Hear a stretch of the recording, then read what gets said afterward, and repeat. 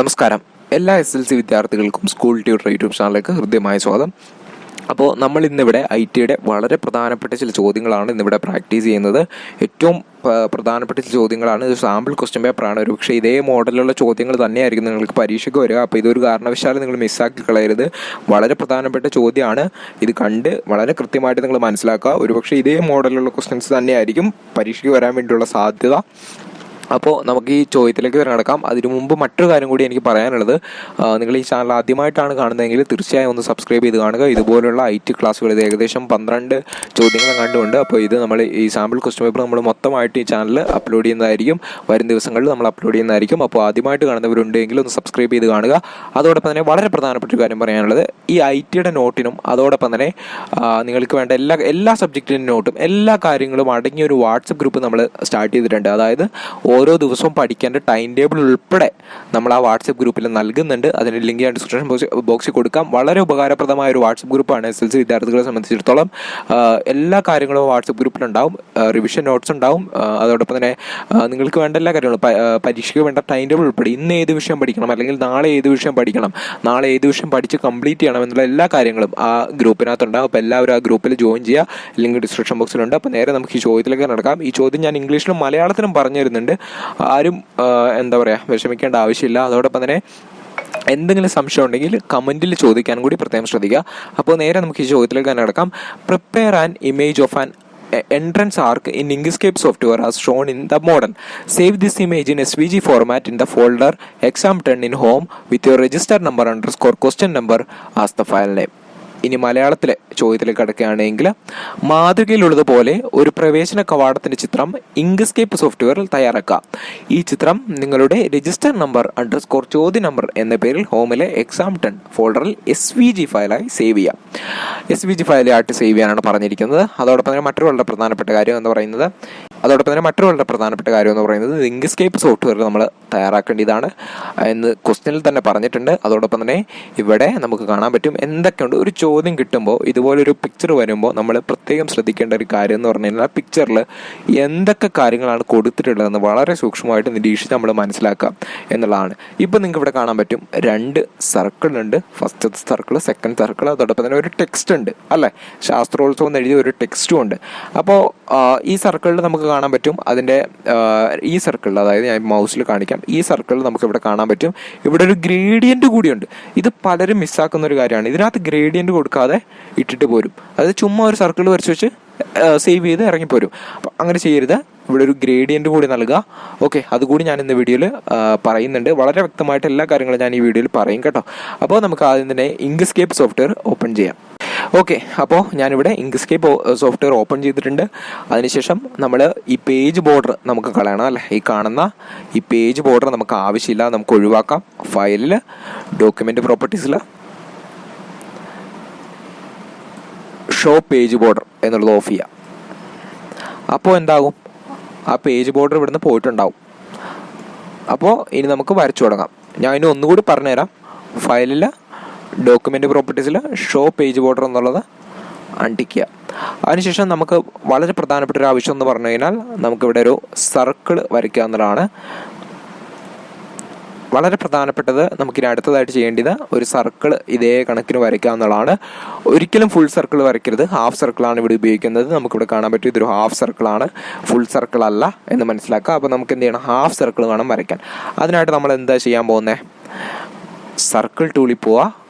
നമ്മളിവിടെ ഈ സ്റ്റാർട്ടിൽ നമ്മൾ 180 എന്ന് ടൈപ്പ് ചെയ്യുക. അത് മൊത്തം ഡിലീറ്റ് ചെയ്ത് കളഞ്ഞ്, അതല്ലെങ്കിൽ ബാക്ക് സ്പേസ് അടിച്ച് കളഞ്ഞ് 180 എന്ന് കൊടുക്കുക. അതിനുശേഷം എൻ്റർ കൊടുക്കുന്നു. 180 എന്ന് ഇവിടെ കൊടുക്കുക. അതിനുശേഷം എൻ്റർ കൊടുക്കുക. അതിനുശേഷം ഒരു കളർ സെലക്ട് ചെയ്യുക. അതിനുശേഷം നമ്മളൊരു സർക്കിൾ വരയ്ക്കുക. ഞാൻ ഇപ്പോൾ ഒരു സർക്കിൾ വരച്ചിട്ടുണ്ട്. ഇനി അടുത്തതായിട്ട് എന്താ ചെയ്യേണ്ടത്, നമുക്കൊരു ക്വസ്റ്റ്യനിൽ തന്നെ പോകാം. അടുത്തായിട്ട് നമുക്ക് കാണാൻ പറ്റും ഇവിടെ രണ്ടാമതൊരു സർക്കിളും പിന്നെ ഒരു ടെക്സ്റ്റും കൂടിയുണ്ട്. അപ്പോൾ നമുക്കിവിടെ ഓർഡർ അനുസരിച്ച് തന്നെ വരാം. ആദ്യം ഒരു സർക്കിൾ വരയ്ക്കുക, അതിനുശേഷം രണ്ടാമതൊരു സർക്കിൾ വരയ്ക്കുക, അതിനുശേഷം നമുക്കൊരു ടെക്സ്റ്റും കൂടി ആഡ് ചെയ്യാം. അപ്പോൾ അതിനായിട്ട് രണ്ടാമത് ഇങ്ക്സ്കേപ്പ് ഓപ്പൺ ചെയ്യുന്നു.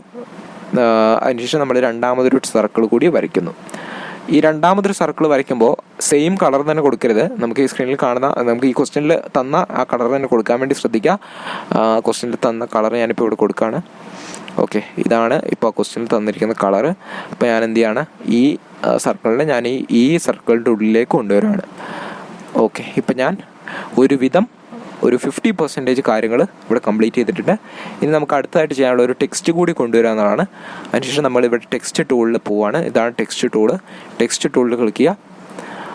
ഇതാണ് സർക്കിൾ ടൂള്, ഇതാണ് ടെക്സ്റ്റ് ടൂള് കേട്ടോ.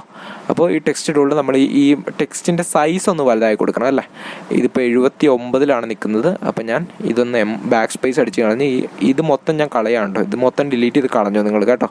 അതിനുശേഷം ഇത് മൊത്തം കളഞ്ഞിട്ട് ഇത് കണ്ട ബാക്ക് സ്പേസ് അടിച്ച് കളഞ്ഞ് ഇത് ജസ്റ്റ് ഞാൻ കാണിച്ചു തരാം ഒന്നുകൂടി. ഇനി ആർക്കെങ്കിലും അറിയാത്തതുണ്ടെങ്കിൽ എന്താണ് ഇതേ ടെക്സ്റ്റ് ടൂളിൽ പോകുന്നു, സെലക്ട് ചെയ്യുന്നു, ബാക്ക് സ്പേസ് അടിക്കാം.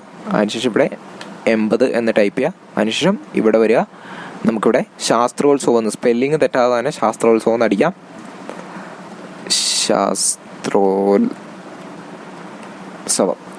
ഞാനിവിടെ ശാസ്ത്രോത്സവം എന്ന് ഇവിടെ ടെക്സ്റ്റ് അടിച്ചിട്ടുണ്ട്, ടൈപ്പ് ചെയ്തിട്ടുണ്ട്. അപ്പോൾ ഇനി നമുക്ക് ആവശ്യം എന്ന് പറഞ്ഞു കഴിഞ്ഞാൽ നമുക്ക് കാണാൻ പറ്റും ഇതുപോലെയാണ് വന്നിരിക്കുന്നത് അല്ല.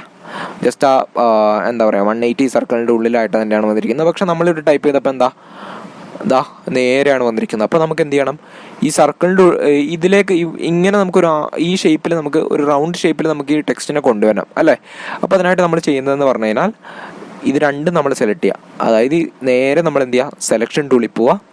സെലക്ഷൻ ടൂളിൽ പോയിട്ട് ഈ സർക്കിൾ കണ്ടോ, നമ്മൾ രണ്ടാമത് വരച്ച സർക്കിൾ, ഈ സർക്കിൾ കൂടി നമ്മൾ സെലക്ട് ചെയ്യുന്നു. അതോടൊപ്പം തന്നെ ഷിഫ്റ്റ് നെക്കി പിടിച്ചിട്ട് നമ്മളിതാ ടെക്സ്റ്റും കൂടി സെലക്ട് ചെയ്യാണ്.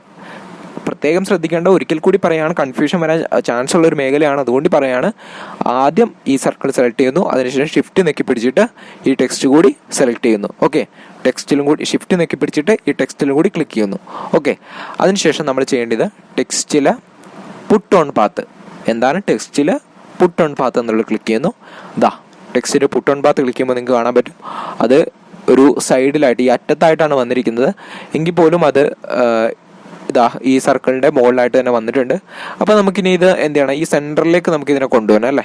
അപ്പോൾ അതിനായിട്ട് വീണ്ടും നമ്മൾ ടെക്സ്റ്റിലേക്ക് പോവുകയാണ്. അതിനുശേഷം ഇവിടെ ക്ലിക്ക് ചെയ്യുന്നു, ടെക്സ്റ്റ് ടൂൾ എടുക്കുക. അതിനുശേഷം ഈ എസിൻ്റെ അവിടെയായിട്ട് ക്ലിക്ക് ചെയ്യുക. എസിൻ്റെ അവിടെയായിട്ട് ക്ലിക്ക് ചെയ്ത ശേഷം നമ്മൾ എന്ത് ചെയ്യുന്നു, സ്പേസ്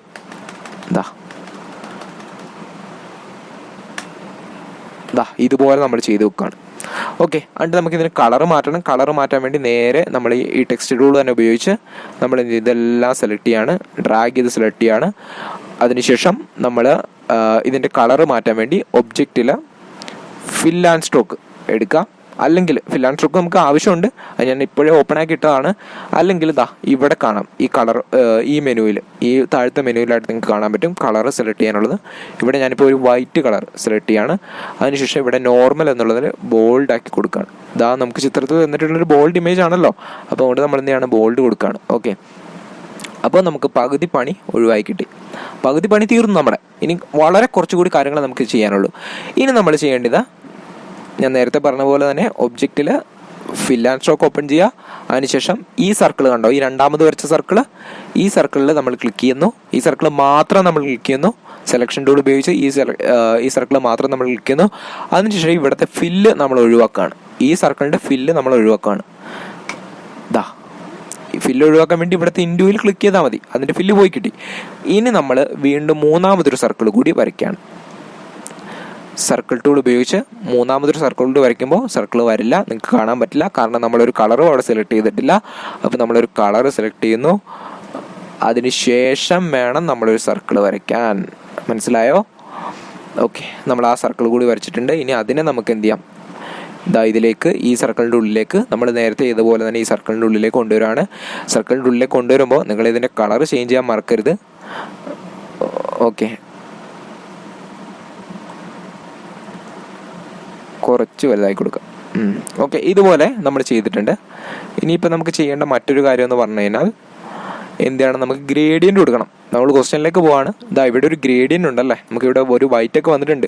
അപ്പോൾ നമുക്കിതിൻ്റെ ഗ്രേഡിയൻ്റ് കൊടുക്കണം. അതിനായിട്ട് നേരെ ഇങ്ക്സ്കേപ്പിലേക്ക് പോവാം. അതിനുശേഷം ഇവിടെ നിങ്ങൾക്ക് കാണാം, ഞാൻ നേരത്തെ പറഞ്ഞു ഒബ്ജക്റ്റിലെ ഫിൽ ആൻഡ് സ്ട്രോക്ക് ഓപ്പൺ ചെയ്തിട്ടാണ് നമ്മളിത് ഓപ്പൺ ചെയ്ത് ഈ ടാബ് ഓപ്പൺ ചെയ്ത് ഫിൽ ആൻഡ് സ്ട്രോക്ക് മെനു ഓപ്പൺ ചെയ്ത്. അപ്പോൾ ഇവിടെ നമ്മൾ എന്ത് ചെയ്യുന്നു, ഇവിടെ റേഡിയൽ ഗ്രേഡിയൻ്റ് ഫില്ലിൽ റേഡിയൽ ഗ്രേഡിയൻ്റ് എന്നുള്ളത് കൊടുക്കുന്നു, ക്ലിക്ക് ചെയ്യുന്നു.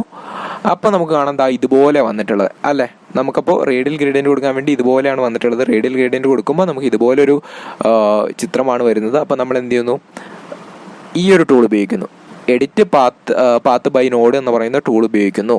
ആ ടൂളിൽ ക്ലിക്ക് ചെയ്യുന്നു. ആ ടൂളിൽ ക്ലിക്ക് ചെയ്ത ശേഷം നമ്മൾ ഈ നോഡിൽ ക്ലിക്ക് ചെയ്യുന്നു.